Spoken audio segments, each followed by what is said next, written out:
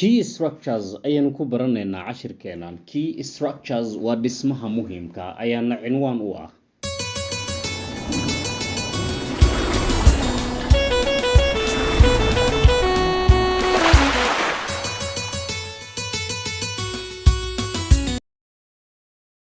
Assalamu alaikum warahmatullahi wabarakatuh.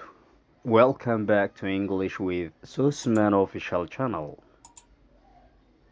Key structures ayaan ku baranaynaa cashirkeenan. Key structures waa dhismaha muhiimka ayaana cinwaan u ah.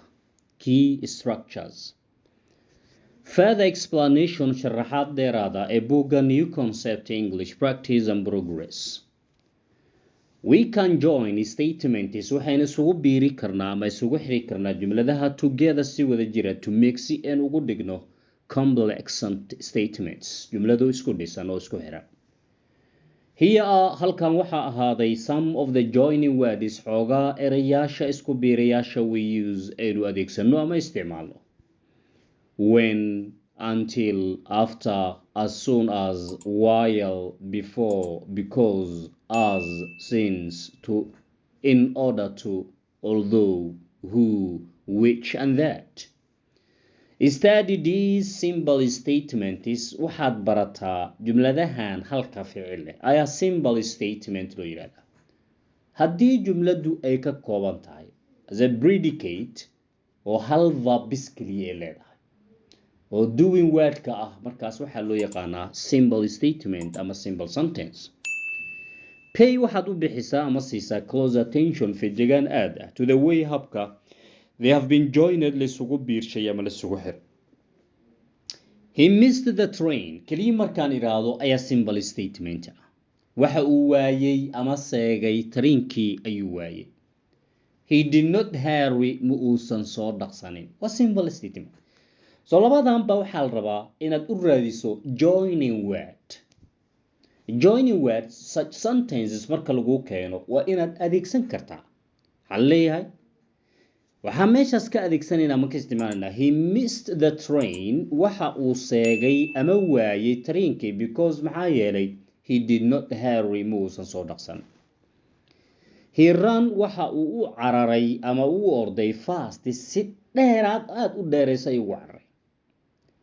He failed wuxuu ku guuldareystay to win inuu ku guuleysto the race tartankii haddana. Sidee u dhigi karnaa complex sentence ayaa meesha taalo. Although he ran inkastoo uu u cararay fast si dheerayso he failed to win the race wuxuu ku guuldareystay inuu tartankii ku guuleysto. I was tired waan daalay I went to sleep waxaan aaday in aan jiifsado ama aan u seexdo immediately isla markiiba inaan seexdo. I was so tired aad baan u daalnaa that I went taasoo aan u aaday to sleep inaan u seexdo immediately markiiba inaan seexdo. My neighbor dariskayga went to Tokyo waxa uu aaday Tokyo for a holiday ayuu u aaday fasax. He could not return home ma uusan u soo laaban karin dalka ama hoyga. He did not have enough money ma uusan haysan lacag ku filan. My neighbor dariskayga who went kaasoo aaday to Tokyo for a holiday fasax u aaday could not return home ma uusan u soo laaban karin guriga because maxaa yeelay he did not have enough money ma uusan haysan lacag ku filan.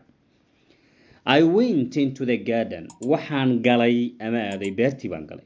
I wanted waxaan doonayay to pick inaan soo gurto some flowers xoogaa ubaxya. I went into the garden waxaan beerta u galay to pick si aan u soo gurto some flowers xoogaa ubaxya. I found waxaan ogaaday the door in ilinkii ama albaabkii unlocked uu xiran yahay. I found waa past simple tense exactly kelmadda found maxay ka imaaday presentigeeda waxay ka imaaday find exactly find baasi waa maxay found ayaa waxaa la yidhahdaa maxaa la markaasaga I found here the door ilinkii albaabkii unlocked oo furan ayaan u imid ama ogaaday I went into waxaan galay the kitchen jikadii kushinkii galay. finding ayaan leenahay meesha asaga finding the door unlocked anigoo ogaaday ama markaan ogaaday inuu ilinkii furan yahay I went into the kitchen anigoo ogaaday inuu albaabkii furan yahay I went into the kitchen kushiinka ayaan ka galay the city magaaladii was destroyed waa la burburiyey waa past simple tense passive construction during the war inta lagu guda jiray dagaalkii sokeeyey it has now been completely rebuilt haddeertan gebi ahaanba dib baa loo dhisay destroyed iyadoo la burburiyey during the war dagaalkii inta lagu guda jiray the city magaalada has now been completely rebuilt gebi ahaanba dib baa loo dhisay destroyed iyadoo la burburiyey during the war inta lagu guda war ayaan leenahay not war exactly war dagaalkii inta lagu guda jiray the city has now been completely rebuilt gebi ahaanba dib baa loo dhisay thanks alif la kordhabe alif loos dhabe alif la goday